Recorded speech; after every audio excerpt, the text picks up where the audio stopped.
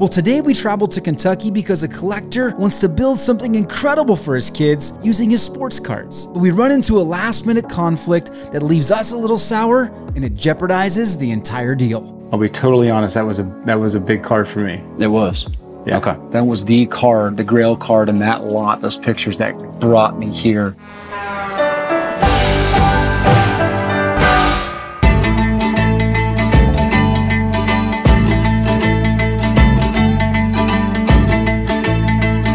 So we're crossing into Kentucky. We're driving through the Appalachian Mountains, and it's hard to complain about this time of year because the leaves are changing, man. The colors are popping, they're vibrant. Reminds me of the 1975 Robin Yount and George Brett cards. The colors very similar. Man, this traffic is gonna kill our schedule. This is not normal. Well, I don't know if it's normal or not. It doesn't seem normal.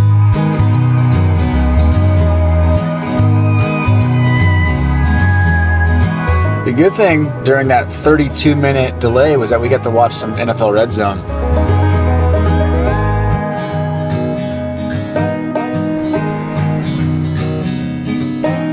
Okay, well, this has been a long journey today. We've been stuck in traffic for about 2 hours. The total drive was supposed to take 3, but it took almost 4.5. Well, we are here in Bardstown, Kentucky. So Travis's collection looks interesting because he's very organized. He's only selling a part of it. Looks like he's kind of scraping off a part of it to fund some things that he's doing in his family. He wants to finish his basement. He wants to potentially put in a pool. And so he's carving off some of his collection to sell. Looks like almost all graded cards. I don't really know what to expect in terms of price. I have an idea. It's gonna be well into the 5 figures, I think, but it's gonna be good. He's a smart collector, it looks like.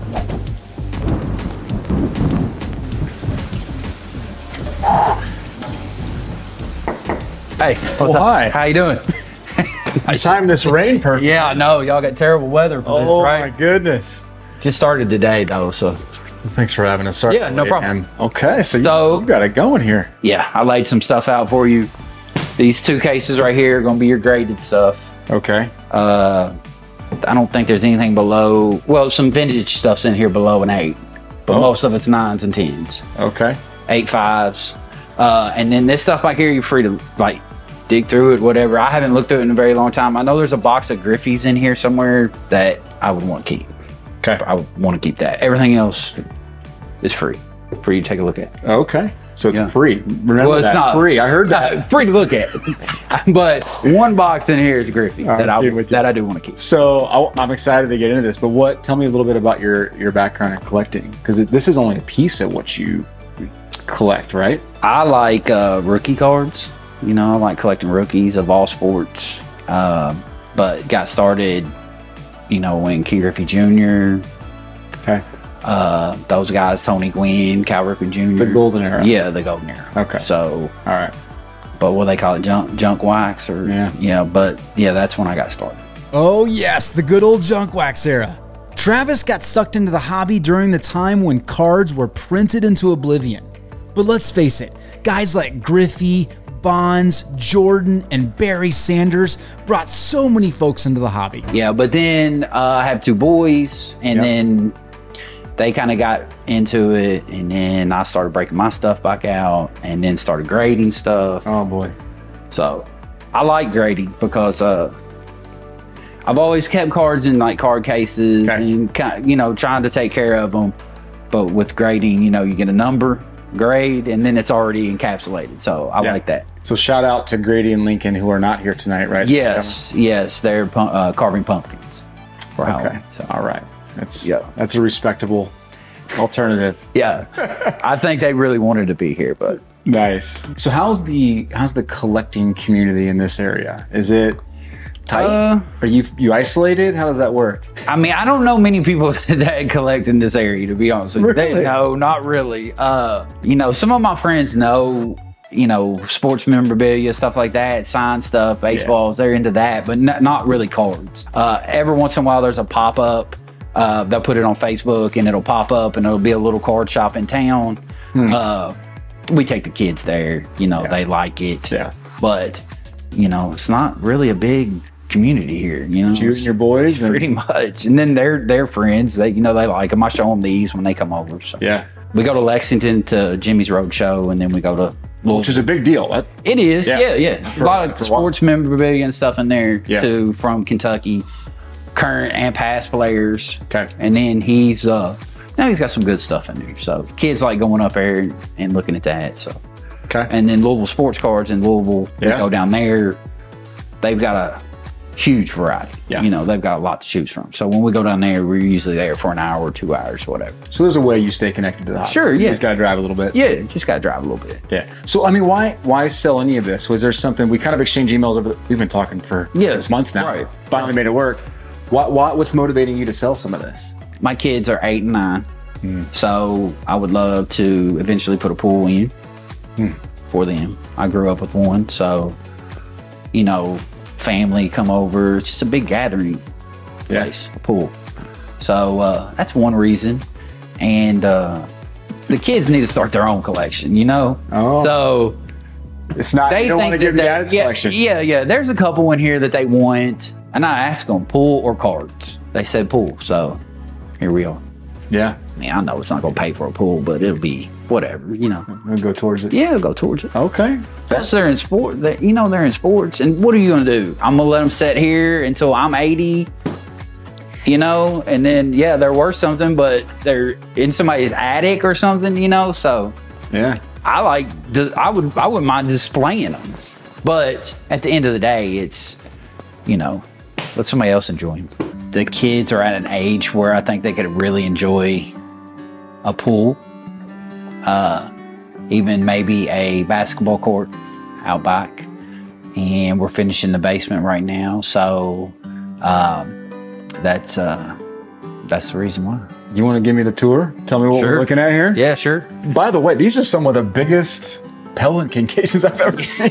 Yeah, How I many- like these. How many is it stored? This is all graded? I think there's 180 or 200. I can't remember. One or two. Oh my goodness. I don't know what this case is. Yeah, these are the 10s. So these are all cards you grew up with? No. Combination of stuff that you grew up Combination of with. stuff. Buy them here, there, or Okay. it's kind of cool to go to a card shop and buy a single that you think might grade a 10 and then Yeah. send it off. And So you did a lot. Did you submit all these yourself? a lot of them, yeah. Awesome, Most okay. of them. No, I don't know. I mean, there's 400 here. Maybe I bought 300, or maybe I bought 100 already graded, something like that. I think I sent these off when it was like the height of COVID, so maybe that gotcha. had something to do with Gotcha. it. And then as COVID kind of went away or kind of died down a little bit, then I started sending the PSA, and I think the turnaround times have gotten better. Yeah. Never really got into anything other than PSA or Beckett as far as grading goes. Is there any rhyme or reason to what's in here? Do you mean to I think it's going to start at through? 10s, go to 9 5s, Nines. 9s. Everything below, maybe? Okay, first impressions are super organized. I mean, those are massive Pelican cases. We open it up and everything's perfectly lined up. So that's always pleasant to see. We've seen some recent collections where organization was so far from reality. This is the complete opposite. Super organized. So that's a breath of fresh air. And then this case will probably be all, I feel like it's a high security. Okay, same thing. yeah, so just 9s. Okay. And then it'll go down to, like, here's some of your vintage, Walter Payton, Roger Maris rookies. I have a whole lot of vintage. I know you like vintage, but I like anything cardboard, to be honest yeah, I with you. bet there is I think there's some Mickey Mantles in here somewhere. Yeah, they're not very high grades, but Cool. 3 of them. So Okay. And then this is raw. And then this is, you don't know what's in there because it's been a bit. honestly, yeah. Let's see what this is. This is going to be so hard for me. I'm at the start. This is Okay. so. What is this? Yeah, this is the. Oh, is that the That's set? the Prism. Yeah. Okay. Yeah. Exactly. 1 through 300. This is a Prism basketball set. What year is this? 2012. 2012, 13 Prism basketball. And I think you would shot me an email and said, Yeah. hey, there's one more addition to some stuff. Yeah. This was it. Yeah, that was it. Yeah. What's the story here? How'd you acquire that? An employee of mine kind of put the set together. His brother-in-law had bits and pieces of the set. Okay. And then he just kind of pieced it together from there. from COVID to now, like when everybody got back into it. So, and then he put it together, and then he was going to sell it, and so I bought it. You might be asking, what's so special about this set? Well, this is an iconic release in the basketball community because it's the first year of Prism Basketball, which is now considered the premier flagship product. In addition, because of the strike in 2011, the 2012 set includes rookies from both years. So it's loaded with star rookies like Damian Lillard, Kyrie Irving, Klay Thompson, Anthony Davis, Bradley Beal, Kawhi Leonard, and Jimmy Butler. So to find a complete set is pretty appealing. One reason why I didn't break them up and sell them all individually is time frame. Like I said, I own a lawn and landscaping company. There's a bunch of moving parts there. I'm constantly busy with that. And then my kids are fully active in multiple sports. So there's not much time to sell 500, 600, 700 cards individually, and then deal with shipping and the lines at the post office and what to price them at, or should you do an auction or buy it now? It's just not something I would be comfortable with. Are you a box ripper, pack ripper type guy with the kids, or by yourself? The kids like it, but I don't. I do like opening packs. There's just something about it, but I've never had much luck out of packs. So you really like Brady? Yeah, I like Brady, Jeter. What's the infatuation with them? Just they were just stars? Like, you just gravitated towards the guys that you know were winning? Probably. I love this case. Yeah, I like it. I like it to be neat. I'm not a big case guy, but this is awesome. Yeah, I like it to be organized. But how did that make it in here? What? I mean, that's got to be one of your guys, right? Tyler Hero? Yeah. I mean, he is, but if he was a Kentucky player, nice pool. It's funny you ask the question to your boys, because when you boil it down to a simple question like that, it keeps things in perspective. Yeah. What's the best pull that you've had in a pack? Or, like I said, I don't have much luck from packs. I pull okay stuff, but right now I'm just digging to find a few high-end cards, specifically that Steph Curry that was shown in the picture. The 2009-10 Bowman Blue Steph Curry rookie is a key reason that I got pretty excited about this collection. I can't wait to uncover it. Why not just sell it on your own? What's kind of been the hang up there? Easier just to sell it in one fell swoop type thing? Probably. Okay. Then I start looking through them, and then start posting them on eBay, and then I'm like, is this really what I want? You know, then I get attached to them again, and you're like, maybe not. This is one of my favorite cards all time. Yeah, me too. How can you not love Maravich?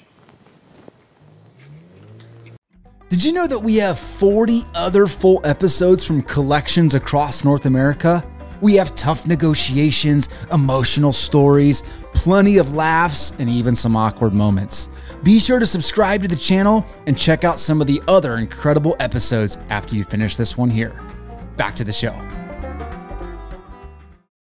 You got a wide range of of Brady, or Jeters too, but Brady's. Yeah. So were you buying these raw at shows, or how were you acquiring the Brady? I think I bought a lot off eBay. There was a bunch. Really? I bought a bulk buy off eBay, and most of them graded pretty high. No kidding. One of these boxes is all the Brady's that I sent. I'm pretty sure there's some 7s and 8s in there here somewhere, because I know there wasn't all 9s and 10s. Yeah. So one bonus here is the box has the top-loaded cards. I mean, again, he takes really good care of his cards, and he has probably 7 or 8 different, little boxes of just top-loaded stuff. Like the graded cards, there's nothing like super crazy in there, but it's just a lot of good quantity that would fit really well in our store. You take good care of your stuff. Yeah. All right, so this box is all LeBron James, Tom Brady, and John Morant. Good names. Oh yeah, here's more graded stuff. So outside of a few cards, I don't see many autos and relics and things. Are those things that you just didn't buy very often, or you? Kind of just, when I was collecting, you didn't really see that. So I don't guess. Yeah. But when the kids pull one out of a pack, you know it. They go crazy. 100%. No matter who it is. Yeah. I think there's some here, maybe a Larry Bird somewhere, Warren Spahn somewhere, but not many. There's some Nolan Ryan somewhere that are every Topps year graded from rookie to when he retired. Oh my goodness. Somewhere. Great stuff. He picked good players. For the most part, has really good condition cards. What is missing in this entire lot, or are the the banger cards, the upper echelon, $1,000+ cards that you really want to see when you're writing a $10,000 plus check. You want to have those few cards that get you pretty stoked, and I don't see those right now. Now you just don't see this very often. You literally top loaded every one of your cards. Yeah, I've been doing that forever. Oh, here you go. This must be Ryan. Nope. No, the Ryans will be graded. They're all graded, huh? So did you ever pursue guys, like investing guys like a Burrow? Did you ever pick a guy recently where you just kind of went? Yeah, Justin Jefferson. I liked him. There's some 10s in here. Did that make Did I go into? There was a baseball guy I went into that didn't. I don't think panned out. Kyle Lewis, maybe. Oh, okay, yeah, you and me both then. Yeah. Here's your Griffies. Yeah. There they are. There they are. Oof. So you're pulling these out, right? Yeah. Well, I'll give them to you now before I get too excited about them. Yeah, I have to on those. That is a lot of Griffies. Yeah, it is. They're probably all not in. They're probably not in bad shape.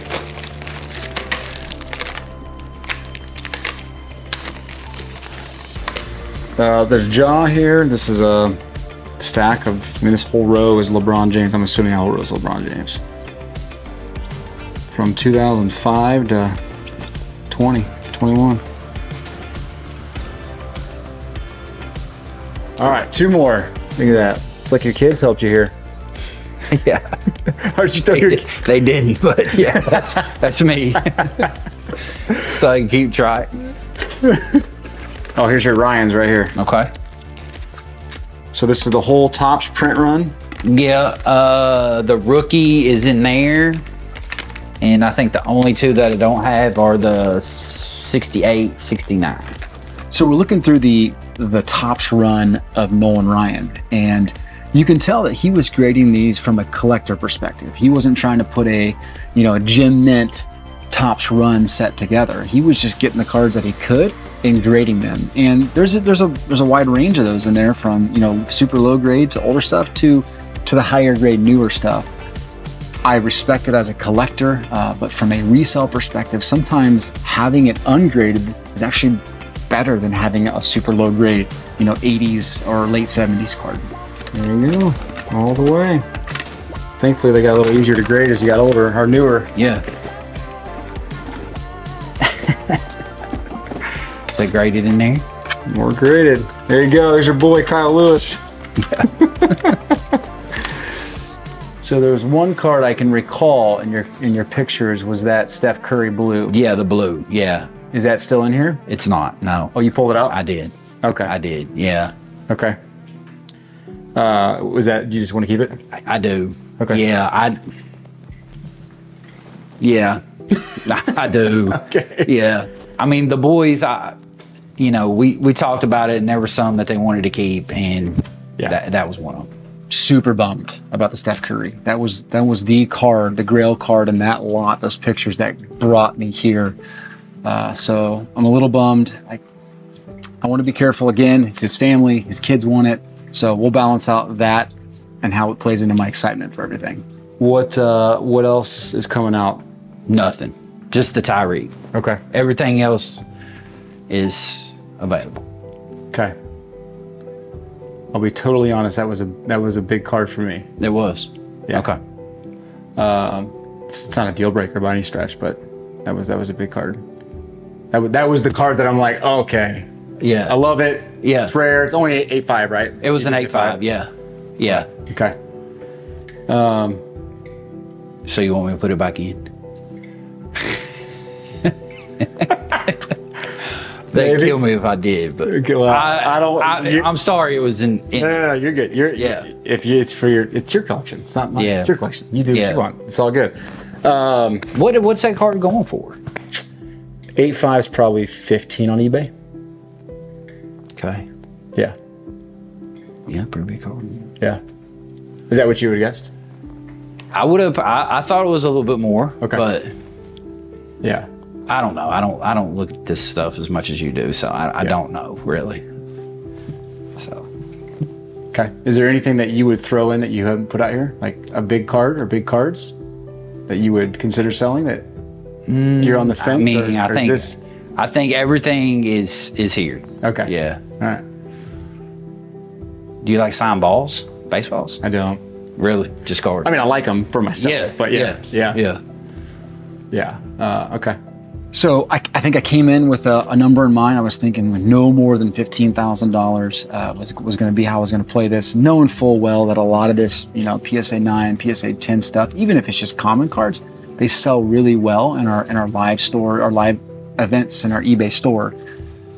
Now that the stuff's out and I'm looking at everything there, I'm thinking, okay, well, this is just quantity. There's a lot of quantity that's going to move well. It's eBay store ready. So I'm thinking that I would love to get this, between $12,000 and $14,000, somewhere in that range. And I feel pretty good about getting everything today. I'm definitely interested in all of it. The missing components to me, so when I'm writing a check for this much, it's always, okay, what few cards do I think get me close to my money? That's the missing component to me. That was the Curry card for me. It was like, okay, that's a $1,500 card. Right. That's a PC card for me. So I yank that out and I look at it just slightly different. There's lots of high grade base, high grade older base, and probably a good, there's probably a good range of $200 to $400 cards in there too. Yeah. Especially some of your vintage. What are you thinking? I have a range in mind, but I don't know what you want, because I know you're looking to pay for stuff, so I want to make sure. I mean, yeah, but no, don't take it. I mean, how about 18? Okay, so I'm about 12.5. Okay. Yeah, I'm at about 12.5. I can move a little bit on that, but I don't know if I can move a lot. Okay. Gotcha. So coming in, I was at 15 with the Curry.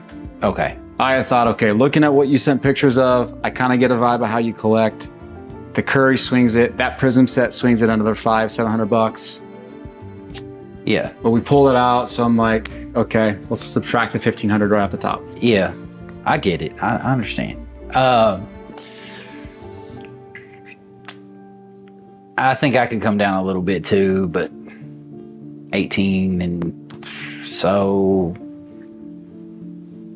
I think the lowest that I would go would be 15. If you have the Curry in, I'll do 15 right now. But if the Curry's out, I can't do 15. With the Curry out, could you do 14?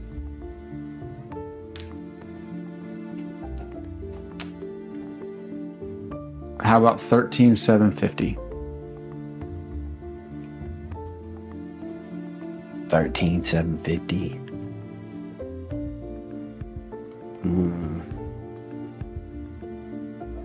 I think I have to stick at 14. 13,750.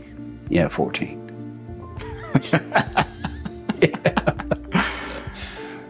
But what I was really hoping is you'd say, you know what, just take the Curry for 15.